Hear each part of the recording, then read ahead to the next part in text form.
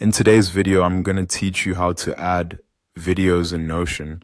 If you want to make your Notion pages more engaging or more useful for reference, adding a video is a great option. You can either upload a video directly from your device or embed one using a link, such as a YouTube video.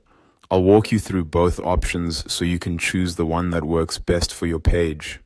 First, go to the Notion page where you want the video to appear. Open the page and make sure you're in the section where you'd like to insert the video. This helps keep your layout organized, especially if your page already has text, headings, or other content blocks. Next, click into the page until the plus icon appears. In Notion, this plus icon shows up when you hover or click in an empty area or near an existing block.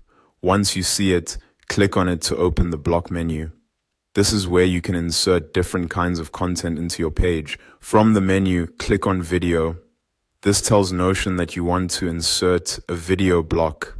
After that, you'll see a couple of ways to add your video depending on where the video is coming from. If the video file is saved on your computer, click on Choose a Video and then select the file from your device.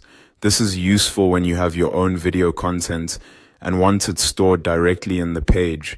Just make sure you choose the correct file and give it a moment to upload if the video is large. If instead you want to use a video that's already online, click on Link. This option is ideal for videos hosted on platforms like YouTube. In the link field, type into the box or paste the YouTube link directly. Be careful to paste the full and correct link so Notion can recognize it properly.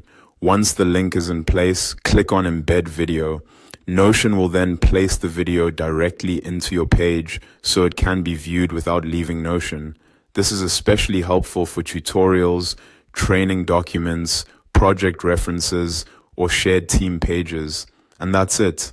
You've successfully added a video to your Notion page, either by uploading it from your device or embedding it from a link. If you want your page to look cleaner, you can also position the video in the most relevant section before or after related content. Thanks for watching, and I'll see you in the next video.